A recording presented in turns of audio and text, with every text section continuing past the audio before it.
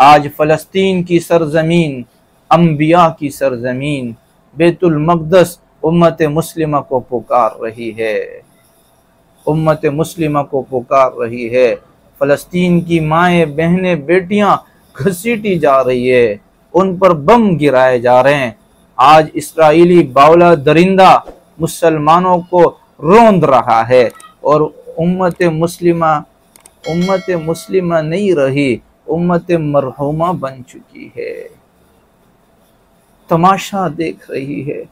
ارے حکمرانوں، اگر تم فلسطین کی خاطر نہیں کھڑے ہو سکتے تو بیت المقدس کے دفاع کے لیے ہی کھڑے ہو جاؤ، قبلہ اول کی خاطر ہی کھڑے ہو جاؤ۔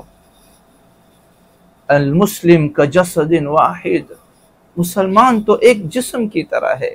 اشتکا عینہ اشتکا کلہ، اشتکا رأسہ اشتکا کلہ۔ چبھے جو کانٹا کابل میں تو ہندوستان کا ہر پیرو جواں بے تاب ہو جائے۔ میرا فلسطین کا مسلمان تکلیف میں ہے، اس پر بم برسائے جا رہے ہیں۔ اسرائیلی باولا درندہ صبح شام ان پر بم گرا رہا ہے۔ میں کیسے اپنے گھر میں چین کی نیند سو سکتا ہوں؟ میں کیسے آرام کی زندگی گزار سکتا ہوں کہ میرا بھائی تکلیف میں ہے، میرا مسلمان تکلیف میں ہے، فلسطین کی سرزمین لہو لہان ہے، خون و خون ہے، مائیں، بہنیں، بیٹیاں امت مسلمہ کو پکار رہی ہے۔ اگر آج ہمارے حکمرانوں نے فلسطین کی مدد نہیں کی اور بیت المقدس کے دفاع کے لیے کھڑے نہیں ہوئے تو یاد رکھنا، یہ تاریخ ہمیں دہرائے گی، تاریخ ہمیں دہرائے گی کہ ہم اپنے مسلمان کی خاطر ہی کھڑے نہ ہو سکے۔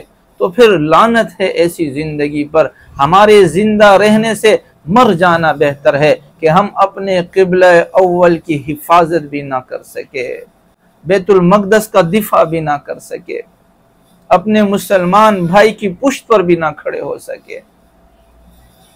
کیا فائدہ ایسی زندگی کا؟ اس سے تو مر جانا بہتر تھا، اس سے تو زمین کے نیچے چلے جانا بہتر تھا کہ ہماری مائیں، بیٹیاں، بہنیں ہمیں پکار رہی ہے۔ حکمرانوں، جاگو جاگو جاگو، چھوڑ دو غلامی کو، چھوڑ دو اس غلامی کی زندگی کو، اٹھو فلسطین کی سرزمین کی خاطر، انبیاء کی سرزمین کی خاطر، بیت المقدس کی خاطر اٹھو اور فلسطینی بھائیوں کا ساتھ دو۔ کیا فلسطین کی ماؤں نے شیر نر جنے ہیں، کیا شجاع بہادر اور دلیر نوجوان جنے ہیں کہ جو نہتے ہو کر اسرائیلیوں کا مقابلہ کر رہے ہیں۔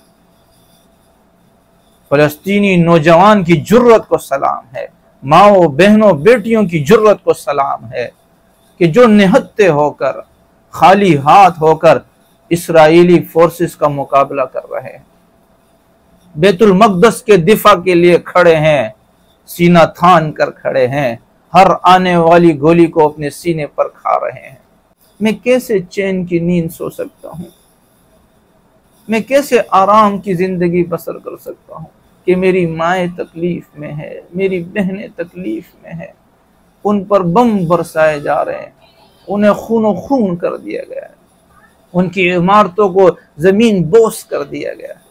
آج ساری دنیا کا کفر اسرائیل کی پشت پر کھڑا ہے، نہیں کھڑے تو کوئی مسلمان اپنے فلسطینی بھائیوں کے ساتھ نہیں کھڑے۔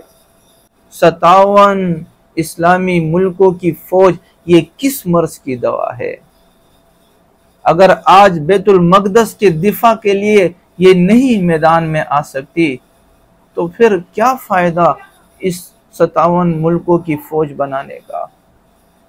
جو مسلمان ملک کا تحفظ نہیں کر سکتی، بیت المقدس کا تحفظ نہیں کر سکتی، انبیاء کی سرزمین کا تحفظ نہیں کر سکتی، تو کیا فائدہ ایسی فوج کا؟